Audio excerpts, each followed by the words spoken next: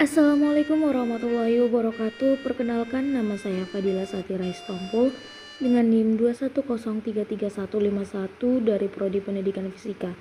Pada kesempatan kali ini kita diminta untuk membuat sebuah video tentang media pembelajaran fisika yang berjudul Medan Magnet dengan dosen pembimbing Bapak Fakhrul Rozi. Baik, selanjutnya itu apa itu medan magnet? Medan berarti daerah atau area. Jadi, medan magnet adalah suatu daerah di sekitar magnet yang masih dipengaruhi oleh gaya tarik-menarik magnet. Medan magnet dapat dihasilkan dari yang pertama yaitu oleh magnet itu sendiri. Medan magnet di mana arah medan magnet itu digambarkan dengan garis-garis gaya magnet yang arahnya dari kutub utara menuju ke kutub selatan. Medan magnet juga dapat dihasilkan dari yang kedua yaitu arus listrik.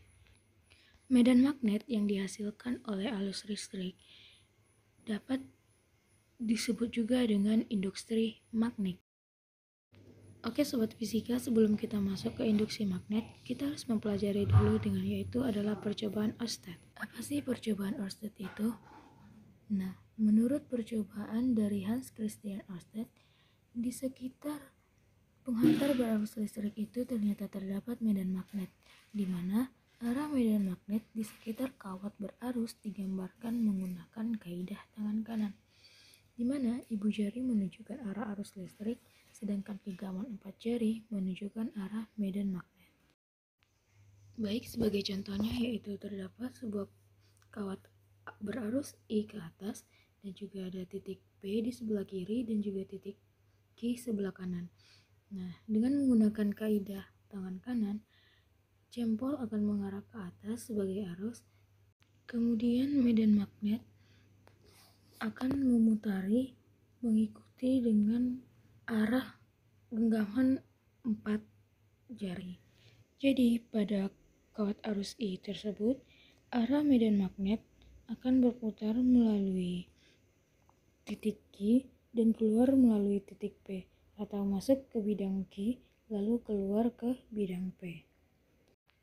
Nah, tidak berbeda dengan contoh yang kedua yaitu arus I, kawat arus I mengarah ke sebelah kanan, sedangkan titik P di sebelah atas dan titik Q sebelah bawah. Nah, dengan menggunakan kaidah tangan kanan, ibu jari mengarah ke kanan, sedangkan arah medan magnet akan memutari searah dengan genggaman 4 jari. Nah, selanjutnya pada kawat arus I, jempol akan mengarah ke atas atau sebagai kawat arus, sedangkan titik Q sebagai arah medan magnet akan masuk dan keluar dengan dari titik P. Begitulah dia memutarinya, masuk melalui bidang Q, lalu keluar melalui titik P. Nah, sobat fisika, di sini kita akan mempelajari yang selanjutnya yaitu induksi magnet atau medan magnet yang dihasilkan oleh arus listrik. Medan magnet, di sini kita akan mempelajari tentang induksi magnet pada kawat lurus, induksi magnet pada kawat melingkar, induksi magnet pada solenoida, dan induksi magnet pada toroida.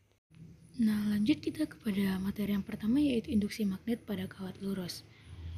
Yaitu yang pertama ada pada penghantar lurus tak berhingga, maksudnya itu panjangnya tidak berhingga yaitu tidak diketahui sama sekali dengan titik X pada jarak A, maka induksi magnet di titik X dirumuskan dengan B sama dengan mu0 kali I per 2 VA, di mana B sama dengan induksi magnet di titik X atau Weber per M pangkat 2 atau Tesla.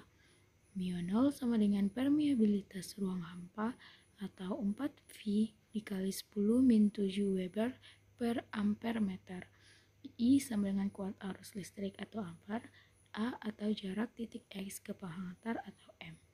Yang kedua yaitu pada penghantar lurus berhingga, yaitu dengan panjang yang diketahui dengan L, induksi magnet di titik X dirumuskan menjadi B sama dengan mu0 dikali I per 4V dikali A dikali cos theta 1 ditambah cos theta 2. Nah, selanjutnya yaitu induksi magnet pada kawat melingkar.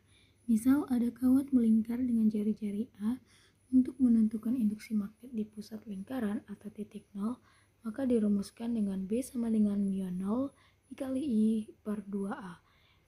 Yang kedua yaitu jika ingin menentukan induksi magnet di titik X di luar lingkaran, maka dengan dirumuskan dengan B sama dengan mu 0 dikali I per 2A dikali sin pangkat 3 theta.